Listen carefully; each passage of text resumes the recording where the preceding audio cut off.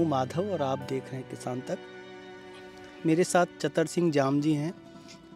जैसलमेर के रामगढ़ जगह पर ये रहते हैं और पानी पर लेकर इनकी जो समझ है, पानी संरक्षण को लेकर के जो हमारे बुजुर्गों की समझ थी, वो इनके विचारों में आपको, इनकी बातचीत में आपको दिखेगी। और मैं ज़्यादा कुछ भूमिका ना बनाते हुए चतर सिंह जी से बात करूँगा। तो सर, ये माइक अब आप लीजिए। जी सर, आप ही बोलिए। जी सर, मैं जैसलमेर ज़िले के रामगढ़ गांव का निवासी हूं और सदियों से हम यहां निवास कर रहे हैं और हमारे यहां मुख्य व्यवसाय पशुपालन था और पशुपालन में मुख्य रूप से गाय और ऊँटनी पालन था। हम पानी को ठीक है, हम पेयजल के रूप में मानते हैं, पर जल ही जीवन है, परंतु जल में जीवन है, ये जो परख है ये हमारे पशुधन भी करते थे, इंसान भी करता था। हर कुएं के जल की जो अंदर तत्व है वो अपने आप में भिन्न होते थे और वो हमारे लिए, पशुओं के लिए, पशुओं में भी ऊँट के लिए कौन से कुएं का पानी ज़्यादा उपयोगी है, गायों के लिए कौन से कुएं का पानी ज़्यादा उपयोगी है, सर्दी में कौन से कुएं का पानी पिलाना है, गर्मी में कौन से कुएं का पानी पिलाना है।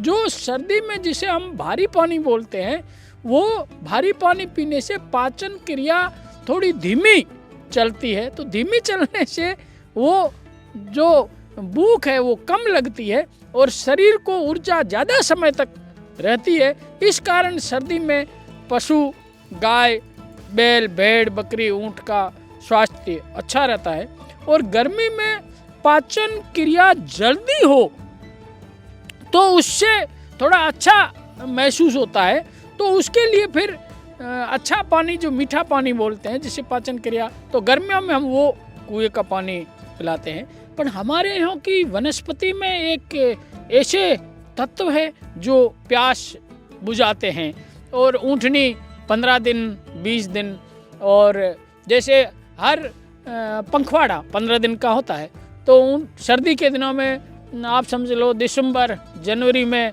कुछ हमारे यहाँ की फोग जो वनस्पति है और टिब्बों के ऊपर जो है वो करीब करीब हरी रहती है और ज़्यादा शीतलहर में वो थोड़ी जलती है और चैत मार्च अप्रैल के महीने में वो फिर हरी हो जाती है। तो जब वो सर्दी का मौसम है, फोग कुछ हरे हैं, तो ऊँट 15 दिन बाद में पानी, ऊँट मतलब ऊँटनियों का टोला 15 दिन बाद में पानी पीने जल स्रोत पे आते हैं और अपनी इच्छा से आते हैं। तो उसके समय यदि कोई 15 दिन में कभी, जैसे आज 15 दिन हो गए हैं और कल सुबह जल्दी पानी पे जाना है और रात को यदि कोहरा आ गया तो ऊँटनी है वो 15 दिन का 16 दिन कर लेगी और यदि 1-2 mm छींटे पड़ गए तो वो 3 दिन उसका और निकाल लेगी, वो 18 दिन कर लेगी। मतलब ये जो उनकी दैनिक दिनचर्या है वो पशु खुद जब उसको प्यास लगती है तो वो चलता है और 15 दिन नहीं, कभी 14 दिन 12 दिन में यदि तेज धूप हो गई तो फिर उनकी इच्छा होगी कि चलो पानी पीते हैं, तो वहाँ से वो पानी पीने वहाँ आते हैं। और गर्मियों में वो फिर 7 दिन से आने लगते हैं, फिर 4 दिन से आने लगे और जब एकदम रेगिस्तान में टेम्परेचर 48-50 डिग्री का हो जाता है तो फिर गायों और ऊँटनियाँ एक 36 घंटा निकाल लेती है। रोज़ तो नहीं आती, 36 घंटा निकालती है और सुबह जल्दी आएगी, दोपहर को सुबह पानी पी लेगी, दोपहर को पानी पी लेगी, शाम को निकलेगी। तो वो 2 रात्रि और 1 दिन निकाल करके, और क्योंकि उनको बड़ा जंगल में बहुत दूर तक वो पलायन करती है, चारा वो चरती है।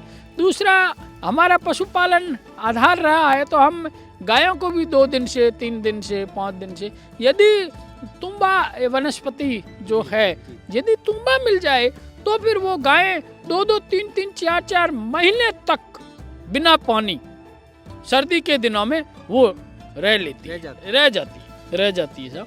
और भेड़ बकरी भी 8 से 10 दिन उस तुम्बे पे निकालती है। अब उस वनस्पति को संरक्षण के लिए, वनस्पति के बरसात के दिनों में संरक्षण के लिए वहाँ से पशुपालक पलायन कर करके जहाँ खड़ीन क्षेत्र है उसमें आते थे और 4 महीने तक उस वनस्पति जो उग जाते थी नई पौध, वो 4 महीने में अपने फल दे देती थी। फिर वो बीज झड़ जाते थे, उनके झड़ने से, बीजों के झड़ने से नई पौध अगले साल उग जाती थी। इस प्रकार वनस्पति जो है वो आगे से आगे पनपती रहे, इसके लिए हमारे पूर्वज 4 महीना हर साल पलायन करके जहाँ पालर पानी है, जहाँ रेजवानी पानी है, वहाँ आके ढानियों में निवास करते थे और दीपावली के बाद में फिर चले जाते थे। और जैसे ही बरसात होती थी तो बरसात में वापस आते थे और